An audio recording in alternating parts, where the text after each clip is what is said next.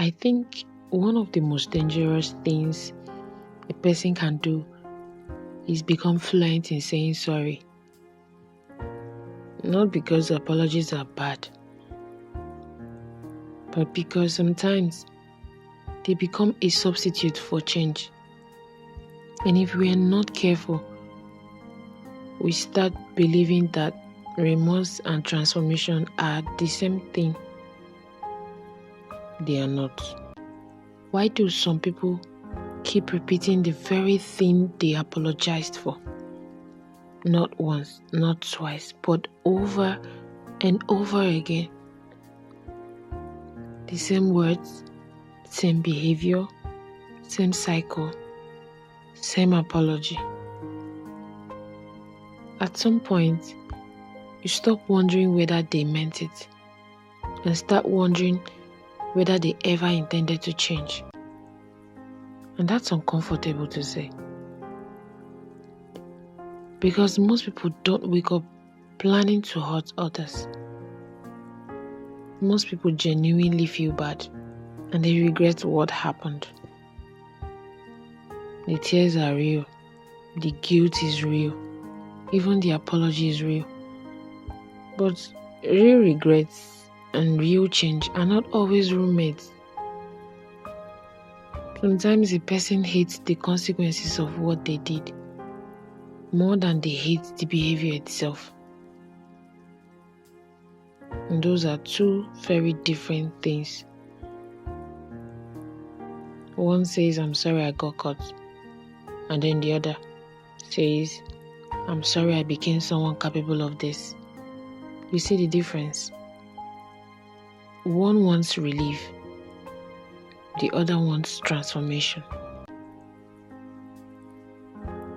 Life has really taught me that being sorry is easy when you're emotional. Being different is hard when you're tested. That's why change is the truest apology. Not words, but patterns. Because patterns tell the truth. You can cry and still repeat it. You can apologize and still repeat it. You can feel terrible and still repeat it. But eventually, the people around you stop listening to what you're saying and start paying attention to what you're consistently doing. And honestly, they should, because trust doesn't grow from promises. It grows from evidence. I've also learned something about forced apologies. You know the kind. The apology that comes because someone demanded it. Because the room got uncomfortable. Or those ones that come because consequences were coming. Because staying silent became more expensive than even saying sorry. Those apologies usually sound right, but something feels missing. And what feels missing is ownership. You can compel words. You cannot compel conviction. You can make someone apologize. You cannot make someone understand. And understanding is where change begins. Without understanding, an apology becomes a performance, a script, or even a transaction. Something offered to restore peace without examining the damage. But then this is a part I'm wrestling with. Sometimes we are all guilty of this. Not just those people. I mean like us. Sometimes we've apologized while secretly hoping the conversation would end.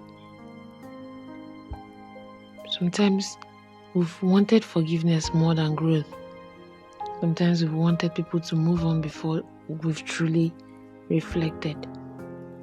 That's a hard mirror to look into because it reminds us that maturity isn't measured by how quickly we say sorry.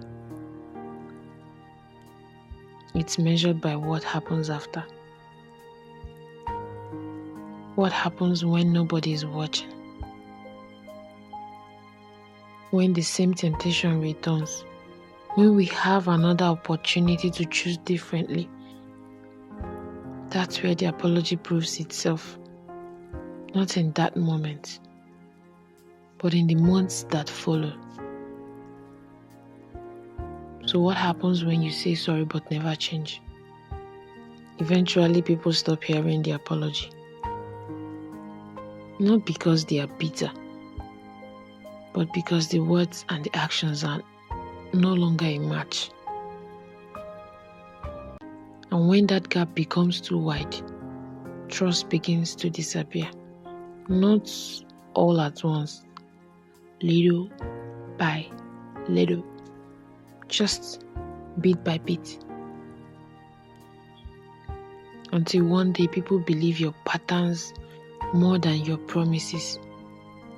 Before I leave, I want to share one thought. Maybe the most sincere apology is not, "I'm sorry." Maybe it's, "You won't have to keep surviving the same version of me." Real apologies don't just acknowledge pain. They take responsibility for preventing it. Maybe that's the difference between feeling sorry and becoming different. This is for anyone out there who has said sorry countless times, but your actions does not reflect it. And there are no changes. Work on it, because that might be hurting someone. This is Confidence Unlocked.